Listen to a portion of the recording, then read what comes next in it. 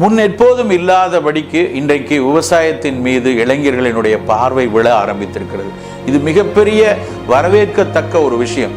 இன்னும் ஆனால் அதில் நுட்பமான ஒரு புரிதல் இளைஞர்களுக்கு வர வேண்டும். இன்றைக்கு நிறைய வீக்கெண்ட் ஃபார்மிங் அப்படின்னு சொல்லி நகர்ப்புறங்களில் ஒரு டூர் மாதிரி போய் சனி ஞாயிறில் நான் போய் விவசாயத்தில் பங்கேற்கிறேன் அப்படின்னு சொல்லியிருக்காங்க. அந்த சனி ஞாயிறில் போய் விவசாயியோடு வாழ்ந்து அவர் செய்யக்கூடிய அத்தனை பணியின் நுட்பங்களையும் உணர்ந்து அந்த விவசாயத்தில் பங்கெடுக்கக்கூடிய மனப்பாங்கை பெறுவதற்கு இது மாதிரி வீக்கெண்ட் ஃபார்மிங்கிறது ஒரு விஷயம் சரியான விஷயம். ஆனால் அதை தாண்டி இன்றைக்கு நிறைய வெளிநாட்டில் வாழக்கூடிய இந்தியர்களாக இருக்கட்டும், உள்நாட்டில் ஓரளவுக்கு தன்னிறைவடைந்த வசதி அடைந்த இளைஞர்களாக இருக்கட்டும், என்ன நினைக்கிறாங்க அப்படின்னா, தன் பகுதியில் இருக்கக்கூடிய ஒரு விளைநிலத்தை விலைக்கு வாங்கி கொள்வது. நான் கொஞ்சம் இன்வெஸ்ட் பண்ணுறேன், நான் கொஞ்சம் லேண்ட் வாங்கிக்கிறேன், வாங்கிட்டு நானும் அக்ரிகல்ச்சர் பண்ணுறேன். இதில் பெரும்பாலும் என்ன நடக்கிறது அப்படின்னா, நான் ஒரு 10 ஏக்கர் வச்சுருக்கேன், நான் ஒரு 5 ஏக்கர் விலைக்கு வாங்கிட்டேன். ஏன்னா முதல் விஷயம் இதில் என்னென்னா, விலை கொடுத்து வாங்கும் திறன் குடைத்த ஒரு முதலாளித்துவ பார்வையில் வாங்கக்கூடிய மக்கள் தான் இன்றைக்கி நிறைய இருக்காங்க.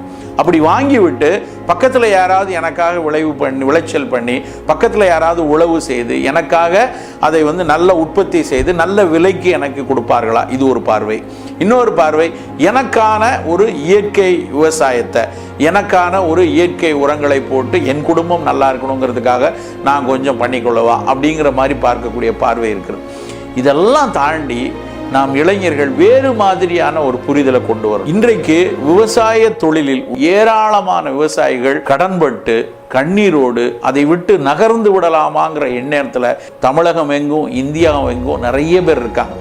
ஆனால் இளைஞர்கள் அவர்களோடு இணைய வேண்டும். அவர்களை வாங்க முற்படுவது, அந்த இடத்தில் அவர்களை நகர்த்தி நாம் போய் அமர்ந்து கொள்வது அப்படிங்கிறது ஒரு சரியான பார்வையாக எனக்கு புலப்படலை. அவர்களோடு ஒரு கூட்டுறவாக இணையலாம். உங்களுக்கு சில முதலீடு பண்ண முடியும், நாம் சில விஷயங்களை முதலீடு செய்யலாம், ஒரு பார்வை. இன்னொன்று, இதை வணிகப்படுத்துவதில் என் அறிவை, இன்றைக்கு நான் படித்த பட்டறிவை இதை வணிகப்படுத்துவதில் நான் கொஞ்சம் இணைந்து அவர்களோடு செய்யலாம் அப்படிங்கிற ஒரு புரிதல் அந்த இடத்துல வரணும்.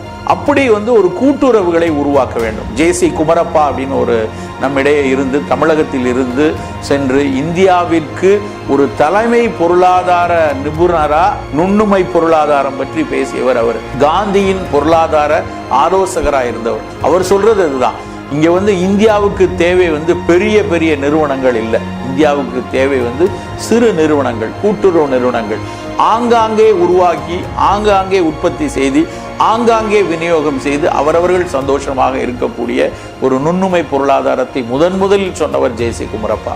அவருடைய நுண்ணறிவு அதை இளைஞர்கள் எடுத்துக்கொண்டு இன்றைக்கு இருக்கக்கூடிய கணினி தொழில்நுட்பம், உற்பத்திக்கு உதவி செய்யக்கூடிய நவீன தொழிற்கலங்கள், நம்முடைய இயற்கை புரிதலை, இயற்கை உரங்களை வைத்தும் பூச்சிக்கொல்லி இல்லாமல் எப்படி அந்த விவசாயத்தை நல்லா கொண்டு வர முடியுங்கிற அந்த அறிவை வைத்திருக்கக்கூடிய விவசாயிகளும் இணைந்து அந்த பண்பாடும் அந்த அறிவியலும் ஒன்றாக இணையும் போது அதில் கிடைக்கக்கூடிய பலன்களை இருவரும் பகிரக்கூடிய ஒரு மனோபாவம் வர வேண்டும். அப்படியான அமைப்புக்கு இளைஞர்கள் நகர்வதுதான் இன்றைய இளைஞர்களுக்கு மிக அத்தியாவசியமான ஒரு தேவை.